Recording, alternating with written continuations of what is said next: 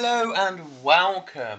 I am Raziel, and today I want to kind of show you one of the issues Games Workshop has. Okay, they have many issues, and I don't want this to make this a negative video or feel like, oh, they're so bad. Right, this is something that it just seems to be a misstep, a mistake, or I'm calling it creative redundancy because I'm nice, but people call it laziness. It's up to you what you want to call it. I'm just going to be a nice, jolly day. It's going to be a good day for me today, and my ADHD is packing up. But anyway, my ADHD is just off the charts right now, so I'm making it the world's problem. And so here we go. Lematis and Astaroth for two brand new named characters. Not brand new, they're two new models. They're not new named characters because they've been about for absolutely forever, since 2nd edition. Coming out in plastic right now. Okay, so what's the problem? The problem is they've been about for 30 years. We've had this new explosion of Primaris, and we have yet to really see any real named Primaris characters getting any sort of real spotlight. We're just getting the old characters becoming Primaris. And the worst thing about this, right, is that the whole thing of crossing Rubicon is meant to be very dangerous. It's meant to be very hard and difficult for anyone to do. It's meant to have a high casualty rate, like almost all of them biff it, right? But apparently, if you have a name in the lore, you're going to survive this. And even when they said Dante wasn't going to do it, they still had him do it.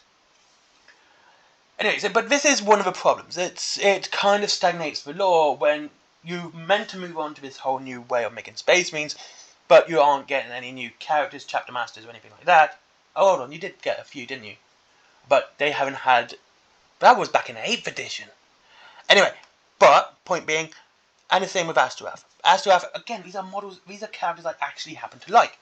Lematis is one of the books I still suggest to people today, by David Annandale, I hope, because it's a good and well-written book. It's a good sci-fi, it's a good book which has actually depth to it on the basis of a psychology. And it's just a really fun, enjoyable book, and it kind of shows how the actual Black Rage affects a Space Marine, a Blood Angel. It's really good. But with Astaroth, it's even worse, because this is exactly the same pose. Okay, not exactly the same. There are so few differences to this. First is the Tactical Rock over the Names of the Lost. I don't know why you would even get rid of the Names of the Lost. It was a fantastic bit to put in it, and it actually made him look like he was flying. Now he is stuck to a rock, and his hands on his axe are slightly further apart. That is all the real difference of this model. I'm not even joking, like, it's so similar, it just shows the absolutely creative redundancy that happens to exist within Games Workshop right now.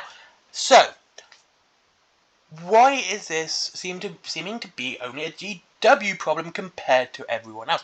I'm going to explain this. Now, as you all know, I've got into the last argument of Kings and Conquest. The models are fantastic. I've literally just finished and painted 2 warbands for the First Blood. Okay, they're both spires and they're exactly the same thing, but I painted them both and I built them both, and they are in my cabinet as we speak. Anyway, so, as you can see, they are expanding the story. They have this thing where the community actually has a proper input to the story itself. Good thing, I love it. But when they actually add new models, they always try to tell the story with it.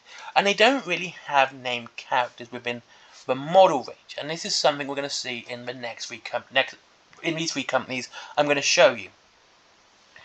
Okay? And please bear with me on this one. And the reason for this is they have named characters within the storylines, of course, because, you got to have characters and people you can relate to or hate or, anything. But in general, not having them as a model range means they can evolve and expand the model range and the universe at the same time through their models. And we're starting to see that with Conquest. And I like this, and I think it's really interesting how the warbands that I got for the Spires was the one with the Ferromancer. The next ones had the Biomancer. The interesting thing, the Biomancer outranks the Ferromancer. So you are kind of very similar getting the same box, you're just getting a higher ranking model. In that, this does continue to tell the story of your warband, but now you have a bigger, better boss in it. So, And again, models are starting to show the evolution of the story. Now the next one I'm going to show is Dystopian Wars. These are brand new models. They are pre-ordered now. And they're out next month. Or in the next couple of days. Because next month's in the next couple of days. Anyway, but this is the Enlightened. The Xenophon battle fleet for the Enlightened. And the thing is, this is what I'm showing. This is the kind of thing I'm talking about. You do have named character models for the Wild West Exodus. And that is a skirmish game, so you kind of get away with it, but all those characters are, most of them, not all of them, most of them are pretty much down to that area. You have a very few characters that actually expand upon the universe as a whole, but they're very much in the Wild West Exodus, in Arizona and the Lost World. They're not really out there. I mean, the only one I can really think that is actually in both right now is Rane Nemu, the captain of the Nautilus. Which is cool, but other than that, they're just pretty much in that section. So here's where it gets kind of cool in my opinion. The War Cradle, if you look at, let's just look at about the Enlightened stuff right now. They are really showing off how the story is evolving and growing through the models of the Enlightened for the Dystopian Wars, and we're probably going to see it with Armored Clash too, because if you look at some of the older models, they look different from the newer models. And this works with actually it works with everyone, because don't forget, the dystopian age is an arms race in general. It's a massive arms race between all these countries. It's a world war. So they're constantly having to improve everything. And this is what War Cradle are showing through their models. They're showing everything's improving constantly, but they're not doing the same sort of ships constantly. It's always a new type of ship, which is improving upon the previous type of ship. So the previous type of ship is still in class, but you now have a better version. And it tells the story and evolution of these models, of these factions, of how they're doing it. The same, even with the Crown, who is technologically backward. I know, I feel that too, Brett. But it does, again, it shows the evolution of the Crown, and we see this with everything. And the other thing with Wild West Exodus that I should bring up is the legendary models as well. Again, it shows growth of the character as well. Even though these are named characters, but you do see this growth within them. Like, I have Ghost Wolf and Legendary Ghost Wolf. And it really does kind of show it off.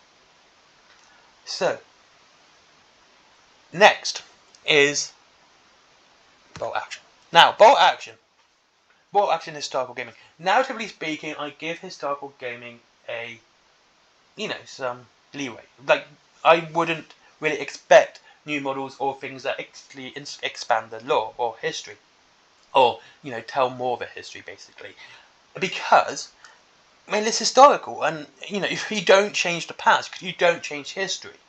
It's one of the things that are sacrosanct and need to remain the same.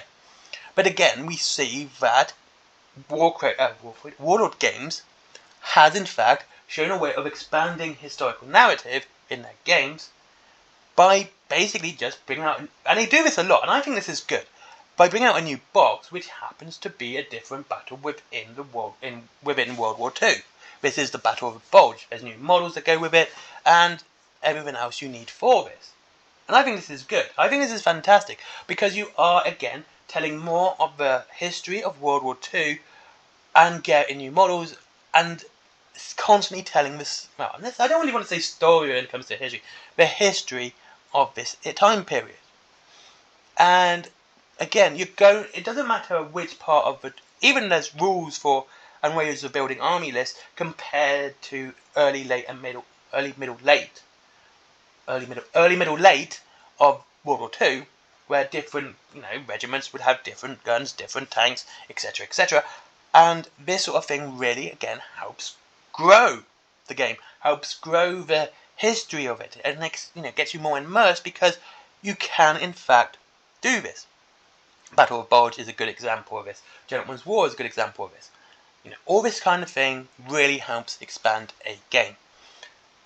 But now, like I said, all of these games I've shown, Conquest and Dystopian Wars and Bolt Action, have shown how to expand a game, even one which is such a strict narrative view, and it is strict. It's stricter than any of the other three. Stricter than 40k, stricter than Conquest, stricter than Dystopian Wars, can show how to constantly expand that narrative. But Games Workshop just goes back all the time. Look, this isn't like a negative video about Games Workshop. It's just showing a big issue they have, and I don't, like I said, if you like the models, you like the models, alright? I just like to think that I would like to see Games Workshop actually expand the story a little bit more, other than constantly the same new characters and everything else. Anyway, thank you very much for watching. I hope you enjoyed this video. It wasn't meant to be negative. I hope it wasn't negative. And I'll see you all again in the next one. Rating games down below. If you wish to save up to 20% on your wargaming, especially if there's Conquest there, one of the best places to get Conquest. And Mantic and all everything else. And I will be talking about Mantic more soon. I've got a schedule now to keep. And I might actually kind of do, because I do, 1, 2, 3, 4, 5 games, I might do a different, in the coming weeks, a different game for a different day. Like Monday might be Mantic, or different setting, whatever. Anyway, let's get back. We're in games down below. 20% off, up to 20% off your wargaming, and free delivery after £20. They have loads of stuff there, and they even do Lego. I get my Lego from there now as well. I'm not joking. And there is Forbidden Planet, comic, DVDs, mangas, all that really cool, fun, geeky merchandise that everyone likes, including comics. And there is my merchandise as well, which is stickers, cups, t-shirts, all the artwork's done by me, both digital and hand-drawn. And talking about hand-drawn, my comics are drawn by myself and written by myself. No digital art in there at all, or AI. Then there is Skyforge. Never forget Skyforge, good friend of mine. Let's get him at that Google algorithm. And finally, I forgot. Oh, Patreon, business. Bye-bye.